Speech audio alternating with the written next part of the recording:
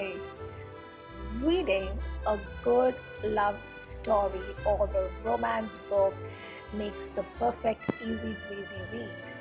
However, most romance writers don't get their due because there's this perception that writing a love story is a cakewalk.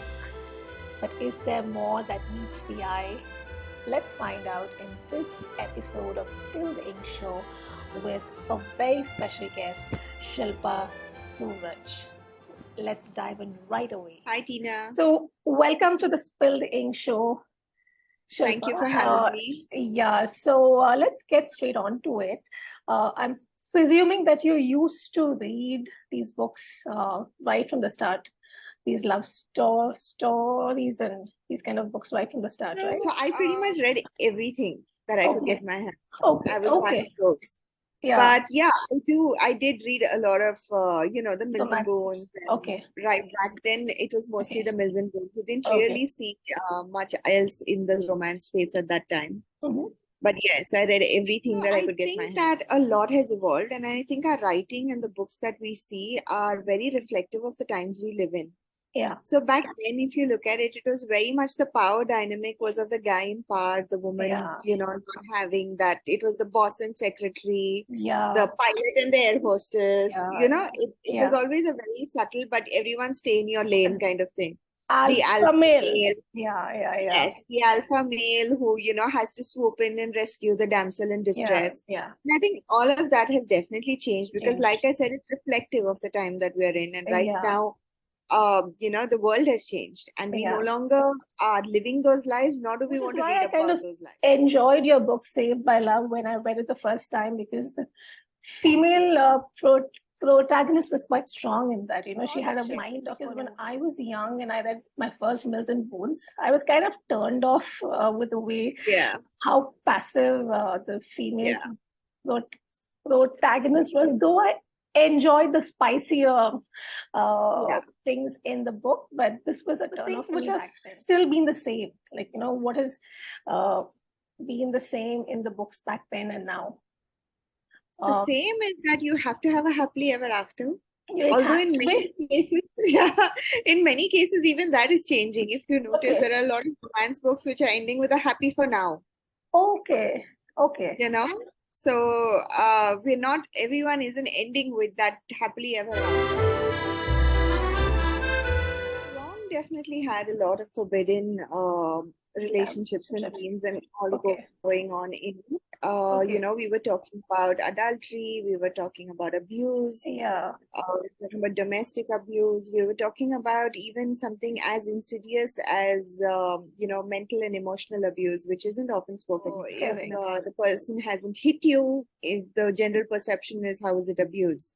So Wrong actually tackles all of that to show you, how actually these things work beneath the surface and we don't realize it until, the conditioning from when we're growing up, societal conditioning, the way we've been brought up, the things we've been told that, girls should compromise and you should do the right thing.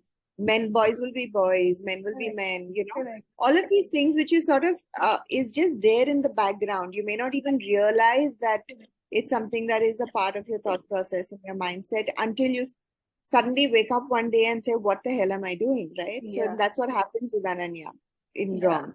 She's like, she's trying to do the right thing. She's trying to be the good girl. She's trying to make amends. And at the end of the day, she's realizing that, it's not working for anybody. It's not even working for the person she's trying to make amends for. Like he says, like in the end, Arvind tells her, he says, why would I want to be married to someone who looks at me and only sees her own shame? Though she has the best of intentions. Yes, it's not working out. It isn't translated. Wrong definitely handled that quite I think that's a big change. The books in the past do the right things, say the right things, all for love. And I think these days books are more in tune with what's happening in the world right now. They're not trying to pretend. So I think when you write a romance, there is this general perception that they both have to be good people. No, not only but good people. Like Yes. Always doing the right thing, the ones Yes. everybody falls in love with. Yeah. They're also exceptionally good looking. They're Yes. incredible, everything. He Yes. could be a chartered accountant, but he will have 8-pack abs. I mean, Yeah. there's Yeah. really no way he can have anything else. Yeah. Yeah. So, and speaking as someone who has a desk job, Yeah. it's not possible for everybody to have abs all the time. True. So, yeah, so I think there was always this perception that these are the only people who can have this epic romance. This wonderful man and this wonderful woman coming together and making these wonderful choices and living this wonderful life. Yes. But as we've progressed, and I would like to believe, and as we've evolved, we've realized that everyone is flawed. It doesn't make them bad. Correct. Right? No one is This is perfect. something which I've noticed, the girl is gorgeous, the guy is handsome, he's got a six-pack. But if you see in life, love is blind. You see couples, you're like, how did they fall in love? And then you think love is blind because it has nothing to do with looks sometimes. It's just the vibe of the person and how well you get to know each other.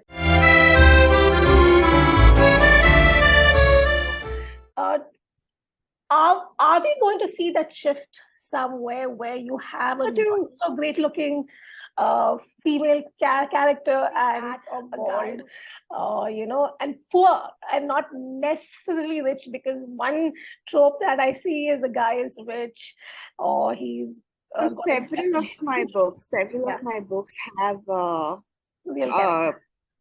Guys who are regular guys. Several of them have women who are more successful financially, earning a lot more than the men are. And one thing is that's a conversation that has never come up between the characters in my books, because for me, I need to normalize that this is okay. This shouldn't even be a bone of contention. Correct. And there have been characters in my books who have not been the absolute stunning drop dead, like in the Kapoor Brothers series as well. Like Disha she's an actress and she's very beautiful, but the guy is not. And it was about her falling for a regular ordinary Joe kind of thing. But having said that, I also have to say not aspirational but escapist. Yeah, exactly. Right? You want to step out of your reality. And there's nothing wrong with it. So it's a fine balance that you try to maintain and to sort of just trying to see to what extent can one experiment with this genre, because we have certain kind of tropes that are still well in these times. I do believe that it all comes down to what people want to read. And there is an audience for everything. Correct. There is an audience who wants to read the tropes of the alpha male who is redeemed by the love of a good woman. There is the audience who wants to read relatable, flawed people like you and me who would want to, like the person reading it feels able to relate to whoever's on the page. So there is an audience for everything. So as a writer, I would think you should write the story you want to tell. The audience will find it. The audience that wants to read it. But everyone's not going to want to read everything you write. Aisha once said in an interview, and it's something that stayed with me. She said, between they met and they lived happily ever after, there's a whole universe. And, traversing that universe is, I think, and giving each one a distinctive love story with their own issues, their own conflicts, their own flaws, is not that easy to layer it in if you want to do it right. You can do the cookie cutter formula and put boy meets girl, they go on separate dates and they have like this very basic conflict. Correct. And they move fast. And you can do that too. But if you really want to make it as complex and as, gripping as you want to, layered and gripping as you want to, then yes, it definitely takes a lot of skill. It's not as easy as you meet someone and they fall in love, fall into bed. It goes into keeping that light tone through it also. Be able to make it a light, easy, breezy read is also not easy. No, not at all. I mean, I think what comes light and easy is actually a lot of wit there, a lot of thought there. And, you need a lot of, what should I say, a gravitas to make something seem light.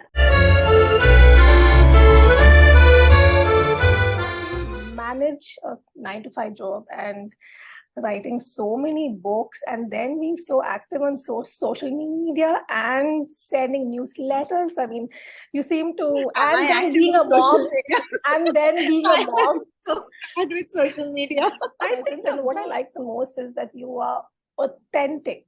You are not shy of showing yourself out there. With makeup, without makeup, not dressed that great. You are yourself there, and I think that's kind of brave and that's nice and that's authentic also. So I think you're doing it quite well. Like, I mean, as I don't think I could ever be anybody other than who I am, to be honest. Whether it's in life or it's online or offline or anywhere, I am who I am, and it's impossible. It just goes beyond the very grain of who I am to be anything else. Okay. But in terms of how I manage, like, see, my days are for work, for my office work. When I come home with my daughter from school, I would like to give that time to her. Correct. And once she sleeps at night is when I write. So what time would that be like? She sleeps at 8:30. Not bad. Okay. Okay. Yeah, so that's when my sort of writing time, my newsletter, everything happens then. So I'm usually up till about 1 at night, every night, doing all of this. Yeah, obviously. And some days, of course, I'm so tired that when I'm putting her to sleep, I fall asleep along with her. I know, so then I'm up at 8:30. I know. Something that happened to me this morning. I just yeah. But yeah, I mean, but also, it's a lot of juggling. There are some days when the office takes priority because there's something happening there. There's some days when Zoe takes, like there's something at her school that I need to attend to. So then it's just about managing your schedule and moving things around and having that level of flexibility to be able to make it work. Yeah. And to realize that you really cannot do everything every day. Correct. I think that's important because because I think we try to cram it all up, try to be the best in whatever role that we play, and that kind of and you really can't. You can't. Pull it off. You just can't. Every day, No. So there's like a dichotomy to it, right? For me, it's always been very important to have a part of my life that's just been about who I am, where my failures, my successes, whatever happens in that sphere of my life is all me, I'm not someone's daughter, I'm not someone's mother, I'm not, anything, and there's no relationship playing there. So work has always been that for me. And whether it is writing or my work, it is that sphere of my life that's just been about my capabilities and whether I've been able to do this or not. And that's why it's very hard for me to give up on any one thing because all of it is, Now I get it from where you're coming from. Work is an extension of you. It's not, you're not seeing it as bread and butter or 9 to 5, or just going there to pay the bills. It's an extension of you. So I think it helps that it pays the bills too. That of course. I mean, who doesn't need? I mean, we have. As a writer, I've evolved. I think when I first started writing romances, I also did the simpler, stories. Okay. But as I gained confidence in myself and in my writing and, in the stories that I wanted to tell, I started to experiment. And for me, it's always, everything I've written has always been driven by the story. So usually it's like, for me, wrong was driven by the fact of what would a woman do if she was stuck in this position. And it was driven by trying to show people that, you could be doing things that are wrong, but you needn't be wrong. A. B. Who decides what is right and wrong? Shouldn't it be the person who is living that reality in that moment? Who decides whether something is right or wrong? And yet, everyone is so quick to judge and point and say, oh, look what they're doing. Oh, look what, without even, wanting to know. And either way, whether you know or you don't know, whether you understand or you don't understand, for me, it was like, it is not your place. The only person who gets to choose or to decide should be the person in that spot, Yeah, that's tough, right? I mean, Right? Yeah. So wrong came from there. So usually the story sort of evolved from, a thought like that, or it's the story that, and then the characters sort of play out because I need yeah, to yeah, show what I'm trying to say there. yeah. So yeah, so I think my writing has changed and evolved. Like if someone had to read my earlier books and read Books. the ones that release now, they will see a sea of Yeah, I difference. see. I mean, I'm seeing a change because I'm Saved by Love Yeah. too long. I've seen them. I mean, I'm seeing the change there. And So I that's think why we I say, changed too, and that yeah, reflects in our work. that's also there. Yes. What's the best feedback you've got so far about your books, and the worst, um, The if there are worst was any? worst was someone for Saved by Love only who said it's Okay. a typical. I got a review that said it's a typical Mills and Boone, like all Mills and Bones, plotless and No, pointless. I loved Saved by Love. I loved Saved by Love, and I didn't like Mills and Boots at all. I mean, I'm not a big Yeah. fan of the Mills and Boots thing, but I love Saved by Love. Uh, And this was like 10 years back, and I still remember that line. It hasn't left. no. It still stinks. I'm like, I had a plot. I plotted No, that. no, I like the plot of Saved by Love also. I actually liked it. And best, I mean, there have been so many, that have been so encouraging, have been so nice. I love reading the ones that say, recently I saw a review on one of my books. I think it was on Once Upon a Kiss, Okay. saying I never write reviews, Oh, but I had to for this book just to this is say that I enjoyed it so much, that's big. That's big. Yeah. Yeah, so like there was, stuff like that, or someone who, like, there are sometimes people from abroad who drop a review saying, stumbled across this author, never thought I would enjoy an Indian romance, but this was Oh, fun. So okay, nice. those that, just sort of step out of the, Yeah, I know, I know. you know, People take the time to come out of their yes, com comfort zone and leave yeah. something nice. I think yeah, that's the biggest win. To be honest, I Yeah. mean, I've always had a very overactive imagination. So the story sort of spins out for me, and I'm not much of a plotter. Huh, Like I that's a bit usually of know, yeah, I know the pivotal scenes in the book, hmm. and then I just write to bring those together. You get it So all out. it's, I yeah, mean, you get it all out and then you sit down to yeah, work on it. Yeah. yeah.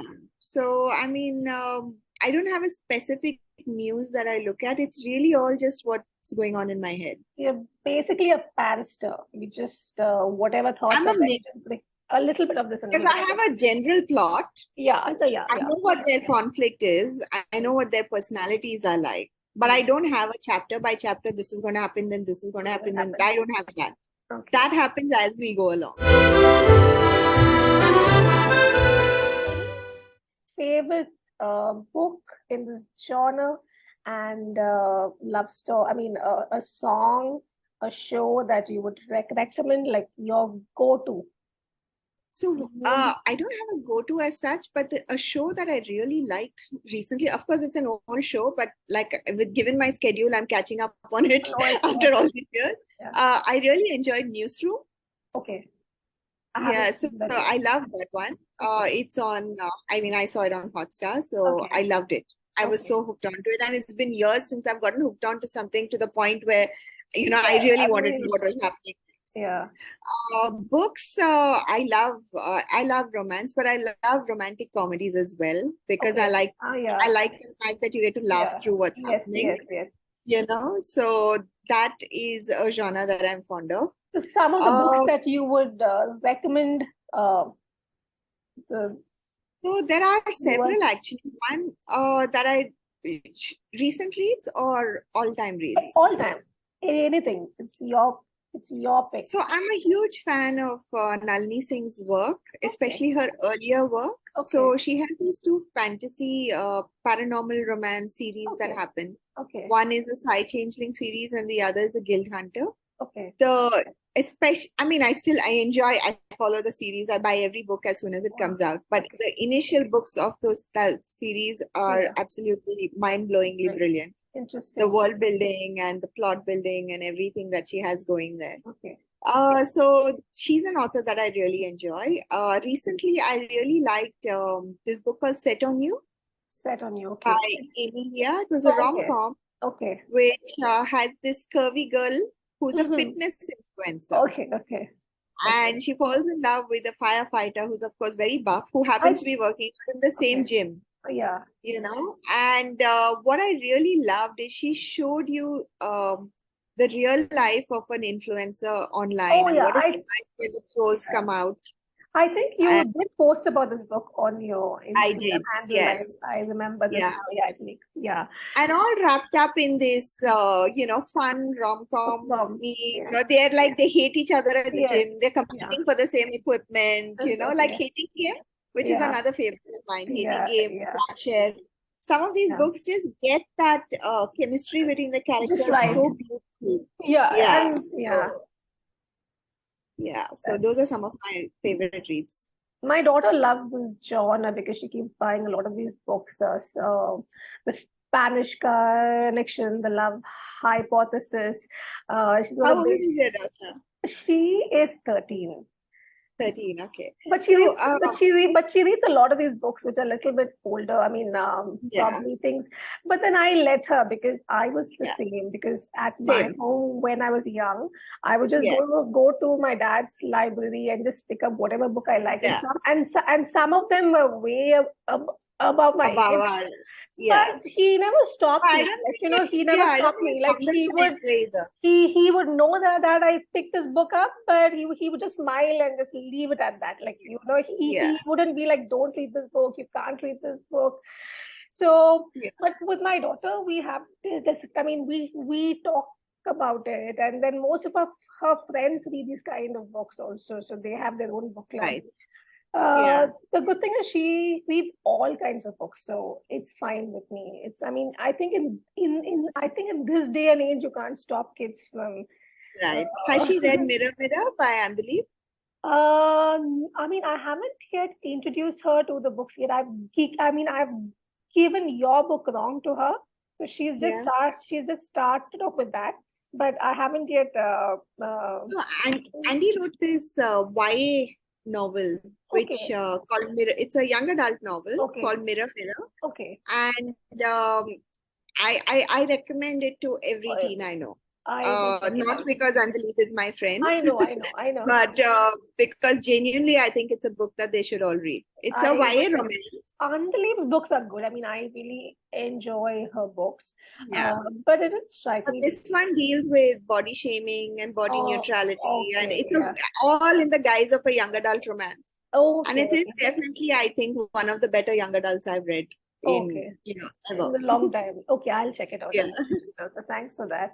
But I've given her wrong, so she's actually I having. hope she likes it and she tells me Yeah, what she thinks about it. yeah. I'll let you know what she thinks about it. Yeah.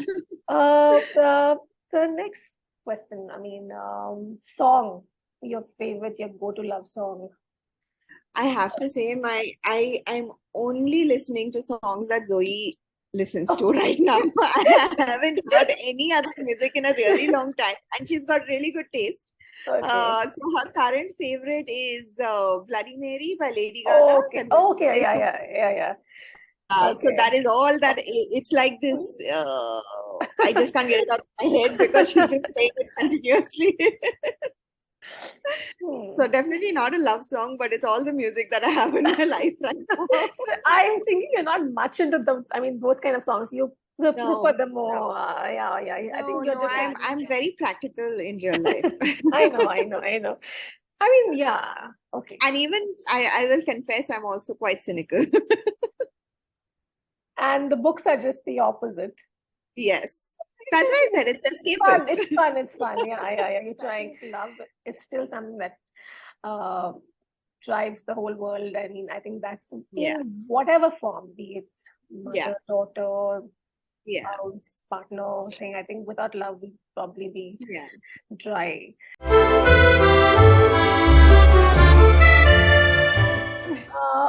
If there's one thing that you would have changed at the start of your journey as an author, like something that you wish you knew back then that you wouldn't do, and you. I had no idea what you needed to do to market a book. I didn't even know I was expected to do it, to be honest. I Because I didn't know anything about this. I just wrote a book and I was lucky enough to get Mills and Boon as a publisher. Yeah. And I just assumed my book would be out there in bookstores and everywhere and everyone would buy it, and that was it. So If I knew what I knew now, I think I would have done a lot more then. I just didn't do anything. Like people, I didn't even tell people around me that I published. My family knew, but beyond okay, that, you didn't talk you know, about it.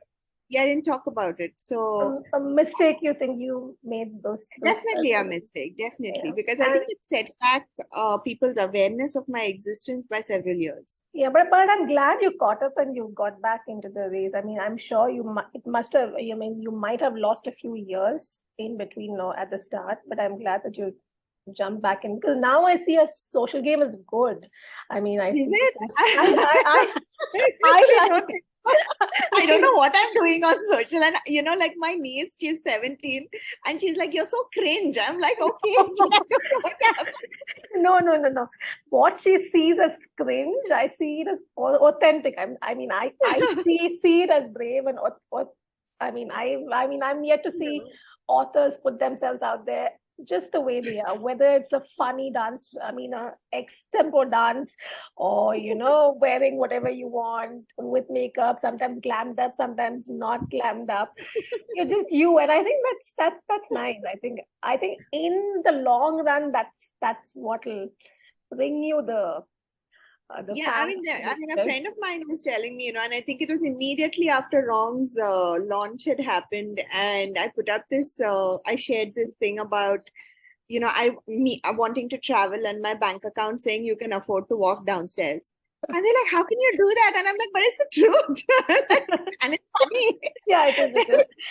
And they're like, you can't be funny. I'm like, why? I crack myself up. I'm happy. And I mean that's one side of yours which I love again, because the frazzled and the fabulous state as a pair. I mean, that's fun to read, but I didn't know that it's going to be a book, and I'm quite excited about that. It's a book that has been stalled. I have stopped writing for a bit because someone asked me while I was writing it, and I said it was never meant to be a parenting guide or anything of that sort. I know. Meant to be like a disaster mom's survival guide kind of thing.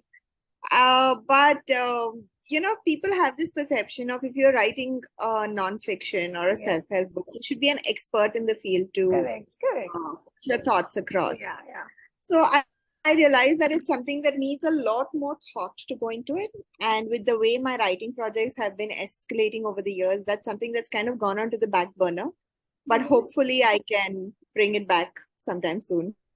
I don't think you need to be an expert as such, because I think if it's coming from your experiences and you're talking about it from a lighter side of life, you're looking at it more from that angle, I don't think you really need to. I mean, unless it's a preachy kind of a book, I think I'm not preachy. Any aspect. I think this side of it is something which I'm excited to actually see. Yeah. When I read that you're going to come out with this book, I was the most excited. I was like, at some point I'm going to dust it off and get back to it. Yeah, good. And when would that come? I mean, do you have like a time frame in mind when? I genuinely don't. I was working on it quite seriously at one point, and there's quite a bit of work that I have done on it. So there's not much left, but it all depends on when I can fit it in again to go back to it, because I think pretty much most of this year is already scheduled in terms of what I need to finish writing and put out. Because I recently bought a book, something on the lines of what you have in mind. It's by an international author, and it's very light-hearted, it's goofy, and it's done really well. So I'll probably share the book with you later after. That'd be lovely, so that you get this on. Yeah. I'm excited to see this. I mean, I'm excited to read this book of yours. Yeah. Because I like light reads. I love light reads, something that makes you laugh. Yeah. And, I'm happy to see you go in that also. One more question, okay? Self-care for all authors. How important, especially somebody like you? Somebody like you has so much for me is the dream, but I think it's something. I think it's something that's extremely important. It's something that I keep promising myself I will do for myself at some point. That point hasn't arrived as yet, but But hopefully I see someday. you going to the gym and all now. I mean, I think you've started something. Yes, that I have started out of sheer, I mean, I just felt like It's I time. knew yeah, It's time. I had let it Also, go. I'm not one of those gym fanatics who loves it and is addicted Oh, to it or anything. So okay. it doesn't come under self-care for me. It comes under torture Torture. all the way back. So it's definitely just something that it's like a check mark. Check Like mark. I've done You this have to for my get it health. over with. Yeah, Then I've done reading this books. for my health. I I've been a think books. responsible I adult. think reading books would be more of your self-care. Yes, absolutely. And you do read a lot. I see that. You I make do. a lot of. I don't know how this interview went. I think this is the most extempore interview I've done in the mornings without coffee. So yeah. So thanks, Shilpa, for making the time Thank you for having me. This and was being fun. so patient and so sweet, because I was just thinking somebody else in your place would have misunderstood No, it's the whole absolutely thing fine. and it would have been a disaster. But it's been really, really sweet. So thank you so much.